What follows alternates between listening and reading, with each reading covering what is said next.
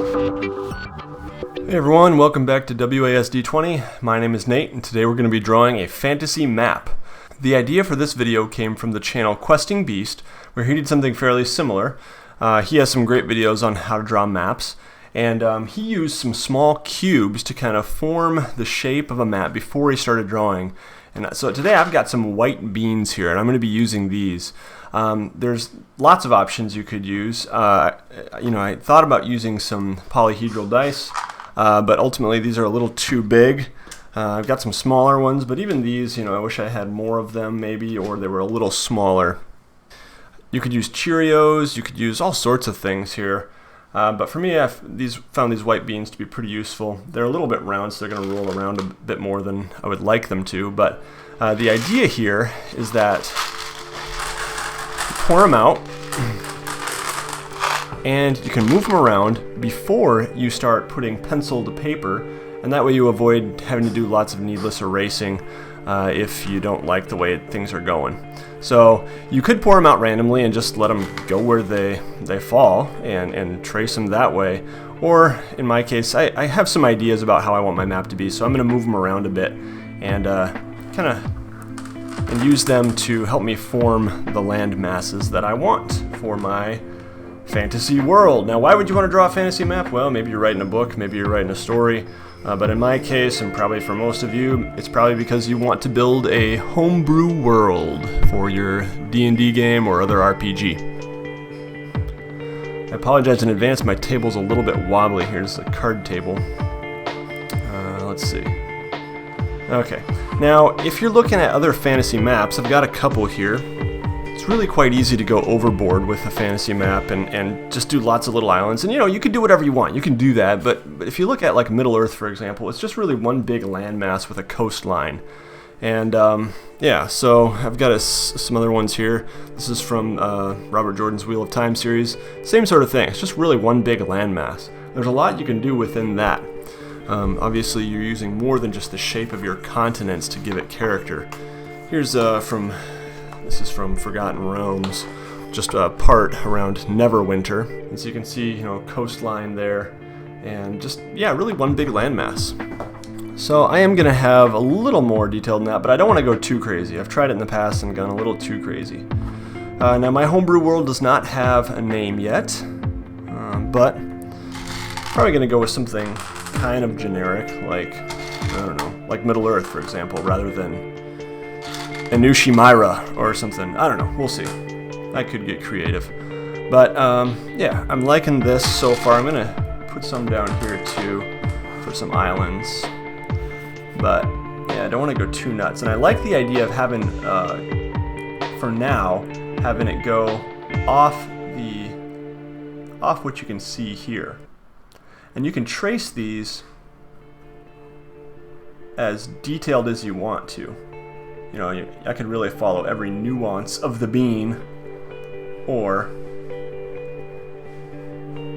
just kind of go loosely and deviate from the beans where you want. So I'm going to have some kind of bay or inlet here. And I could go way in there and get really nuanced. Maybe I will have, a big lake right here. Sure. I don't want to go too crazy.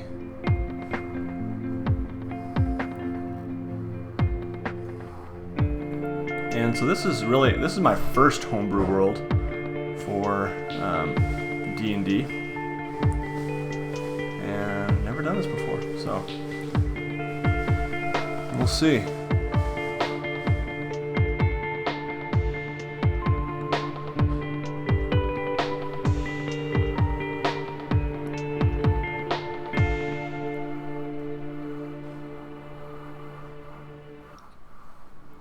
And this is just a rough sketch, and I can go back later and add some detail just to give me a rough shape.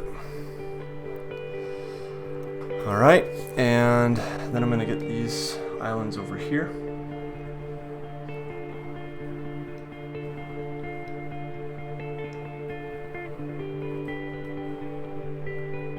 And I kind of want it to be a little more narrow.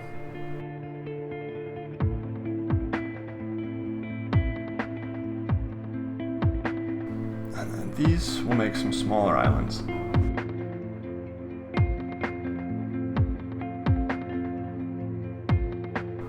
This one's going to be a skinny island. And these will be very small ones. And maybe even some smaller ones in here.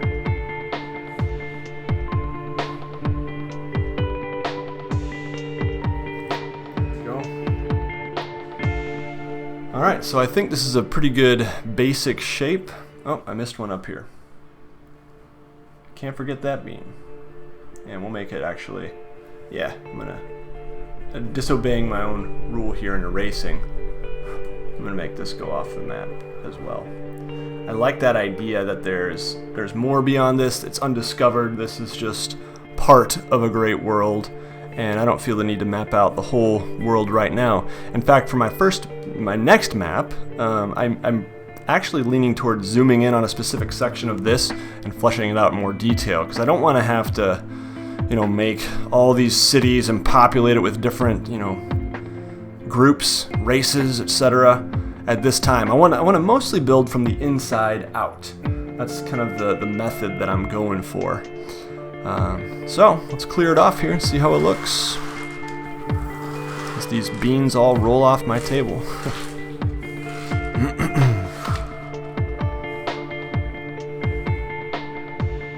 Okay, there we go. So I'm going to add more detail. I'll obviously be adding a lot of geographical features, mountains, ravines, and lakes and rivers and plateaus and all sorts of things.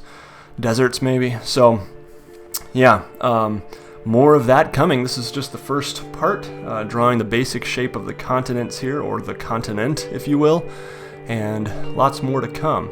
Thanks again to Questing Beast for the idea on how to draw a map, and I'd love to see what you think. If you're interested in checking out a lot of maps, there's a really cool group on Facebook right now, the RPG Map Makers Consortium, I think it's called. I think it was started by Robert Ogre. And I've been checking out a lot of that stuff. Most of those guys are using Photoshop or GIMP or other digital tools. For me, I just thought I'd put pencil to paper and get old school with it, which is always kind of my preferred method. But eventually I probably will scan this in and fancy it up with some digital effects and things like that, some brushes, and I don't know, we'll see. But yeah, I enjoyed doing this process, and yep, I'll populate this world with some of the things that I have formulated sometime in the near future, so stay tuned. If you enjoyed this one, I'd love it if you could give it a thumbs up, and yeah, look forward to more videos in the near future. Everybody take care. See you next time.